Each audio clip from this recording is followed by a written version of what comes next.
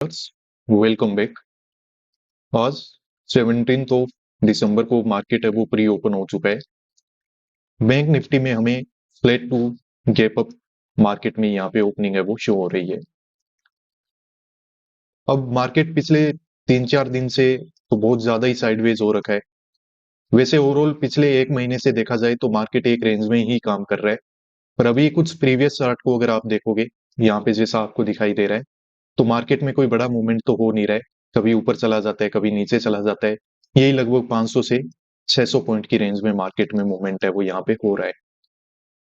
ये जो 59,000 के लेवल के नीचे ये जितना भी जोन है, यहाँ पे मार्केट में काफी अच्छी बाइंग है वो हमें देखने को मिलती है। मार्केट यहाँ पे ब्रेक डाउन वगैरह करता है, वापस से मार्केट है वो ऊपर रिकवर कर जाता है और ऊपर ये 500 के लेवल के आसपास से यहाँ पे मार्केट रेजिस्टेंस लेके बैठा है और यहाँ से मार्केट में सेलिंग प्रेशर है वो हमें दिखाई दे रहा है।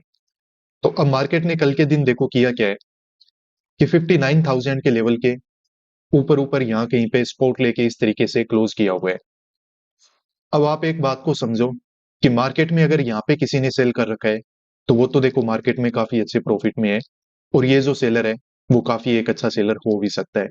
तो डायरेक्टली इस तरीके के ओपन को देख के हम मार्केट में इसको टारगेट नहीं बना पाएंगे। ठीक है। अब इस तरीके से जब मार्केट यहाँ पे साइडवेज हो गया तो मे भी थोड़ा बायर भी यहाँ पे काम कर लेगा और सेलर भी यहाँ पे काम कर लेगा। बायर काम क्यों करेगा?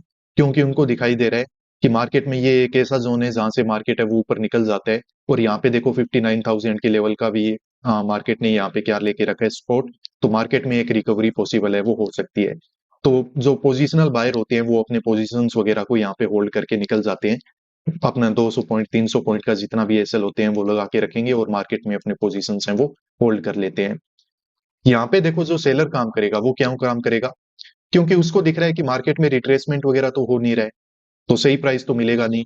यहीं पे सेल करके देख लेते हैं, अगर मार्केट में ब्रेकडाउन होगा तो यहाँ पे हमारा प्रॉफिट है वो बन जाएगा।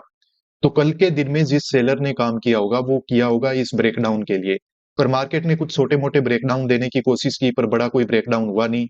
तो हमें ये एज्यूम करना पड़ेगा कि ये जो सेलर है ना वो यहाँ से अपने पोजीशंस को स्क्वायर ऑफ करके निकल गया होगा कि चलो मार्केट में ब्रेकडाउन वगैरह तो हुआ नहीं, कल के दिन बाई चांस मार्केट में रिकवरी न हो जाए। इसी वजह से इस साइकोलॉजी के साथ अगर सेलर ने काम किया है तो यहाँ पे सेलर कम होगा और बायर ज्यादा होंगे। बायर ज्यादा होगा तो देखो मार्केट में यहाँ पे हमें रिजेक्शन दिखाई देना चाहिए और मार्केट में रिजेक्शन होगा तो यहाँ पे हम मार्केट में सेल है वो कर सकते हैं। अब इस तरीके का जो साइडवेज मार्केट होता है ना और इस तरीके से साइडवेज जो प्राइस एक्शन बन जाता है, फिर यहाँ पे आइडिया लगा पाना बड़ा मुश्किल हो जाता है कि मार्केट में बाय करें सेल करें क्या करें। तो यहाँ पे यही है कि जो आपकी साइकोलॉजी है, जिन लॉजिक्स पे जिन रूल पे आप डेली काम करते हो उन पे आज भी कर लो। प्रॉफिट होगा तो हो जाएगा, लॉस होगा तो हो जाएगा, जो मिले लेके निकल जाओ। अपनी ओर से सबसे अच्छा काम करने की कोशिश करो। तो अभी देखो मार्केट में ओपन होते ही कुछ रेड कैंडल वगैरह बनने स्टार्ट हो चुके हैं। तो देखते हैं मार्केट में हो सकता है कि यहाँ पे हमें एक अच्छी सेलिंग दिखाई दे। थोड़ा वेट करते हैं। तो चलिए ऐसे करते हैं, मार्केट में यहाँ पे हम काम है वो कर लेते हैं। अब मार्केट में अगर सेलिंग करनी है ना तो ये एक ठीक जगह है। मार्केट में यहाँ से हमें सेलिंग वगैरह है वो दिखाई दे सकती है। और मार्केट में देखो अगर हम साइकोलॉजी गलत होंगे तो फिर मार्केट में चाहे कहीं पे भी काम कर लो हमारा एसएल है वो तो फिर अंट होना ही है। तो यहाँ पे 59,100 का पुट है, हमने मार्केट में इसको बाय कर लिया है। अब यहाँ पे हमने काम सेल साइड में क्यों किया है? देखो सिंपल सी बात है, मार्केट हमें यहाँ पे दिखाई दे रहा है साइडवेज और ये अगर मार्केट साइडवेज है तो यहाँ पे बायर और सेलर हैं वो दोनों ही हो सकते हैं। बायर ने अगर काम किया है तो देखो वो पोजिशनल बायर्स हैं और उनके एसएल हमें कोई पर्टिकुलर स्विंग के नीचे ही मिलेंगे। ठीक है, जैसे कि यहाँ पे आसपास के जो स्विंग हो गए या फिर कोई साइकोलॉजिकल नंबर हो गए वहीं पे मिलेंगे। जैसे किसी ने अपना एसएल यहाँ पे लगा लिया हो, किसी ने अपना एसएल 800 के लेवल के नीचे लगा लिया हो, इसी तरीके से मिलने वाले हैं। और जो सेलर है उसने ज्यादातर काम क्यों किया था? क्योंकि उसको लग रहा था कि मार्केट में ब्रेकडाउन होगा, पर यहाँ पे ब्रेकडाउन वगैरह तो मार्केट में कुछ हुआ नहीं है। तो इसीलिए वो अपने पोजीशंस वगैरह स्क्वायर ऑफ थोड़े कर लेता है। बाकी मार्केट में कोई रिट्रेसमेंट वगैरह हुआ नहीं है तो ज्यादा देखो सेलर वगैरह भी यहाँ पे काम करते नहीं है। मार्केट ने ओवरऑल इस साइकोलॉजिकल नंबर के ऊपर ऊपर क्लोज किया है तो सेलर क्यों ही ज्यादा रिस्क लेगा? जब ब्रेकडाउन वगैरह हो जाए, थोड़ा प्रॉफिट नजर आ जाए, फिर तो फिर भी पोजीशन को होल्ड करके जाएं। अब ये सब हुआ ही नहीं तो फिर क्यों ऐसे करें जहां से मार्केट बार बार ऊपर निकल जाता है। तो अब यहाँ पे क्या हुआ है, मार्केट ने कुछ ग्रीन कैंडल वगैरह बना दिए। अब ये मार्केट अगर डायरेक्टली यहीं से नीचे गिरता ना, उसमें दिक्कत थी, क्योंकि फिर बाकी लोग भी सेल कर लेते। सबको पता चलता कि हाँ, मार्केट में सेलिंग तो हो ही रही है, चलो सेलिंग कर लेते हैं। अब जब मार्केट ने कुछ ऐसे ग्रीन कैंडल बना दिए ना, और ठीक-ठाक इंटेंसिटी वाले ग्रीन कैंडल बनाए हैं, तो इनको देख के अब थोड़े बहुत लोग हैं वो बाय भी करना स्टार्ट कर देंगे। उनको लगेगा कि मार्केट में रिकवरी हो रही है।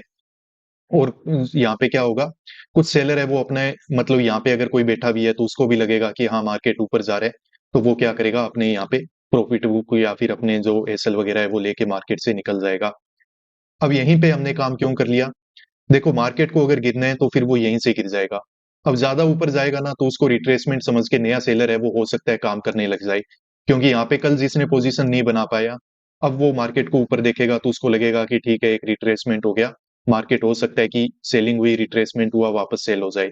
दूसरी बात ये है कि अगर मार्केट ज्यादा ऊपर निकल गया, तो फिर मैं आपको एक चीज समझा रहा हूँ, बार बार मैं आपको क्या बोल रहा हूँ, कि यहाँ पे जो भी बायर बैठे हैं ना, वो पोजिशनल बायर हैं। तो उनके जो एसएल हैं वो नीचे कोई स्विंग पे और इस तरीके से हैं।